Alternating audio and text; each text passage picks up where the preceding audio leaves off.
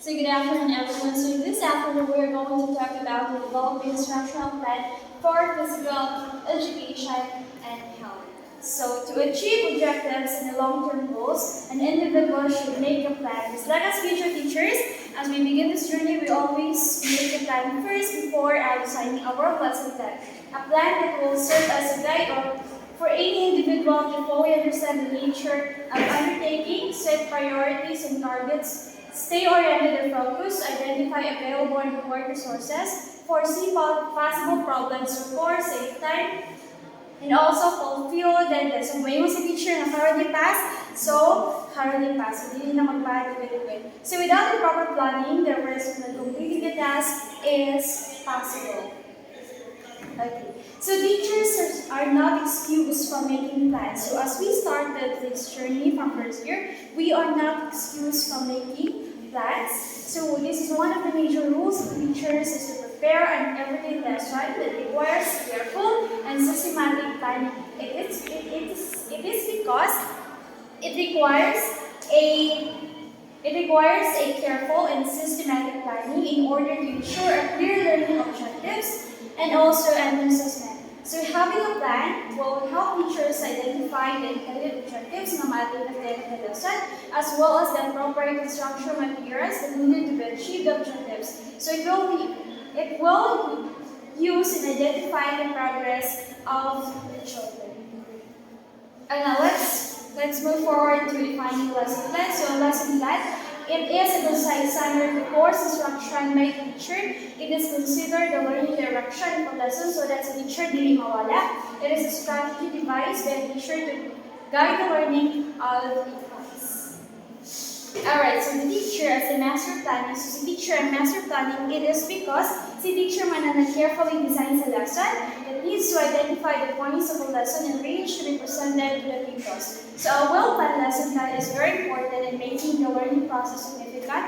It is because it enables the teacher to identify the important events that will lead to success and implementation of the lesson. Alright, so now let's talk about what are the advantages of the lesson plan. So first we have it promotes self-confidence in the teacher. So well-planned and lesson plan organized and will really give you the self-confidence. Number two, it helps the teacher keep track of the sequence of the lesson. So hindi magkakabala sa teacher.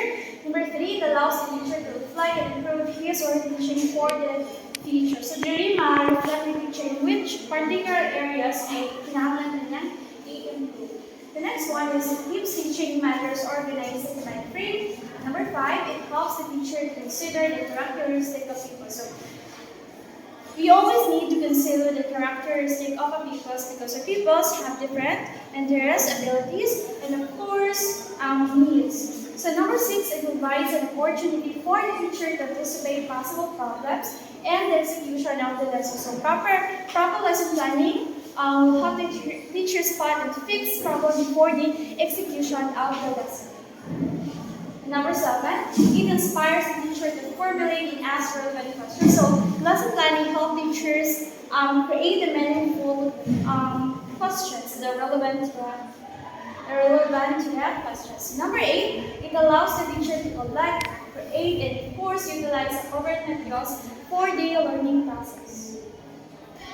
Number nine, it helps the teacher evaluate the teaching learning process. Number 10, it guides teachers to assess if the learning objective is achieved. So, dili makita ng teacher na achieve ang objective.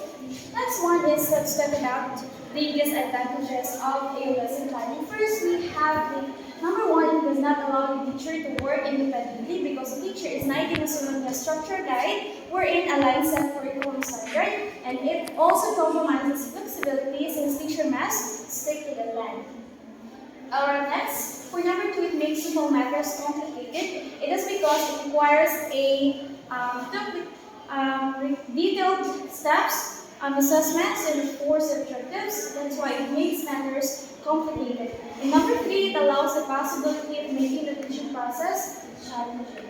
So here are the elements of a lesson plan. So in writing a lesson plan, teachers should consider essential elements to ensure that the lesson plan is focused and designed to meet the needs of all the children. So these are the following elements of the lesson plan. So first, learning objectives. So the teacher should determine the learning of the lesson and also determining the objectives can be done based on the attributes of the pupils and also based on what is stated in the curriculum. So establishing objectives, the teacher should select from the concepts based on their importance. The next one is the activities. So these are the learning experiences provided by the teacher na mao na recommended after discussion, maghatag og mga activities sa teacher, a variety of activities that will enable them to have a thorough explanation of the concept of what is being taught, and using different activities will enable to reach a wide range of the learning styles. So activities we prepared now for the pupils must be fun, engaging, of course. It's very important that when you make a list of activities, it should be engaging para dili ma-board at mga pupils. And also it is related to a real-world situation.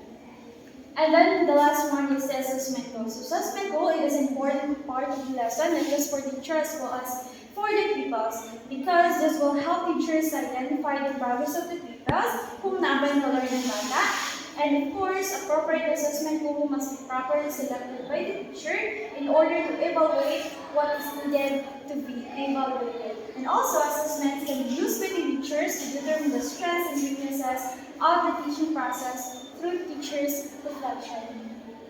So the lesson plan and its parts will be discussed by Ms. Rachel Kaal. Please good afternoon everyone. Today I'm going to discuss lesson plan and its parts. So the lesson plan has various parts. Every part corresponds to different domains to be developed as the presentation of the lesson is being done. So each part is important and must be congruent to each other based on a set of activities. So when we are planning lesson plans, they have different domains. So first is cognitive, affective, and psychomotor, or the knowledge, Knowledge, skills, ang isa, skills and attitude. So each part is important and must be congruent to each other based on the set of objectives. So third domain is very important kung magbuhat ka o when you are planning a lesson plan. So the teacher should use available taxonomy creating.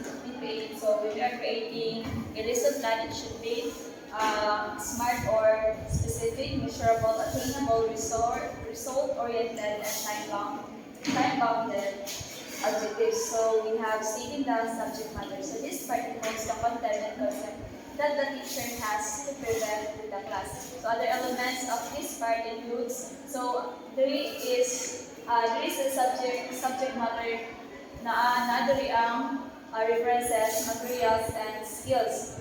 So, sa reference kung saan kung asa ka na nangita o ka ng mga topic, and then ang materials nga mo gamiton kung mag-demo na ka, and then ang mga skills or techniques mo sa mga nagpahalan. In stating the references, use is important to validate the concept that is involved with the lessons. So furthermore, teacher must use materials that are appropriate and can motivate the people. So kung maghimo tayo mga materials, so dapat appropriate sa levels na itong mga students and dapat makamotivate po sa ilaha. And then, we have procedure. So this part is considered as the body of the lesson plan. So the sub-part of the procedure are the following. So we have first, preliminary activities. So this part, this is the daily routine of the class. It includes greetings, prayers, checking of attendance, warm-ups, and other activities that establish rapport with the teachers and pupils, and then we have review. So this part serves as an activity to check if the pupils can recall what they have learned in the past lessons. So there is a review is you can ask your students kung unsa ang nasabtan sa previous lesson. And then the motivation. So this is the part where the teacher provides a stimulus that will root the pupils' interest or an activity that is connected to the present lesson. So here's the motivation is kung maghatag ka mga stories, dance, games, dapat na connected siya sa imuhang panel discussion. So pwede ka maghatag ng mga There's a motivation for dito mahatag stories, dance, games, presenting pictures, videos, and there's an undergoing questions. So, the presentation. So, the teachers present a new lesson by making a statement between the motivation and the topic of the lesson to be discussed. So, there is the present na ka sa imuhang discussion. And then, so discussion. So, this is the most essential part of the procedure where the teacher asks quality questions that enable the pupils to come up with the expected concept. So, there is a discussion mag-ask ka og questions sa mga students, and then ang teacher may use inductive or deductive methods in presenting the lesson. So, when we say inductive, general to specific, and then deductive is specific to general. So there is a discussion, mag-ask ka mga questions sa mga students para dili ma-boring ang mga discussion. And then, generalization. This is where the people give the concept of the lesson in the form of statements. So, since the entire information gained should be related and given emphasis, this part requires critical. So there is a generalization is ano siya asking questions about kung sa importance or sa value sa imuhang i-discuss.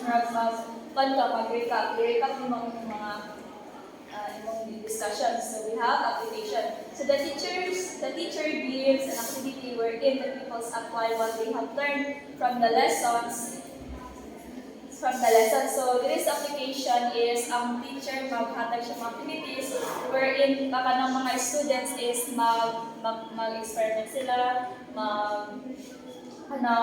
if ang student manggod is kanang ang object is ma-experience sila is dali sila makabalo. And then the teacher may use varied activities such as experiments, project, daily work, or other activities concerning multiple intelligence.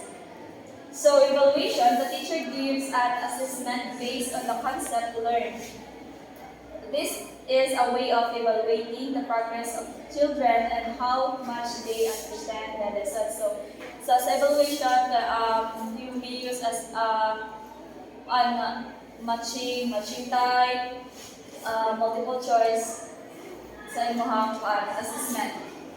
And then the essential information is given to teachers through the use of evaluation. So through using appropriate classroom assessment strategies and techniques, teachers can increase their pupils' motivation and show them how they have learned the language. So you have assessment. So the assignment is an activity that pupils need to do after class at their home. So sa paghuman sa imong pag-present, pag-discuss sa imong topic is maghatag na kag assignment para ang imong i-discuss diri sa eskwelahan, dili lang kay dili nila matun-an.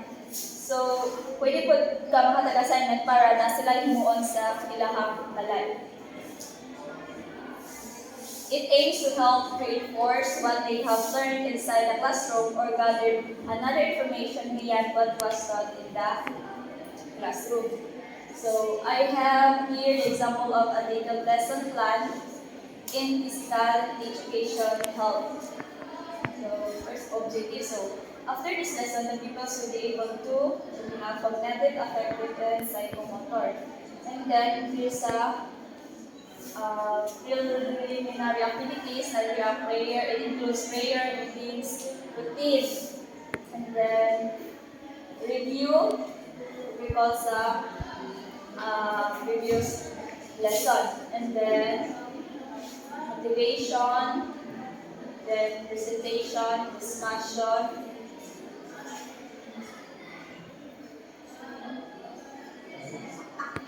then application, evaluation, and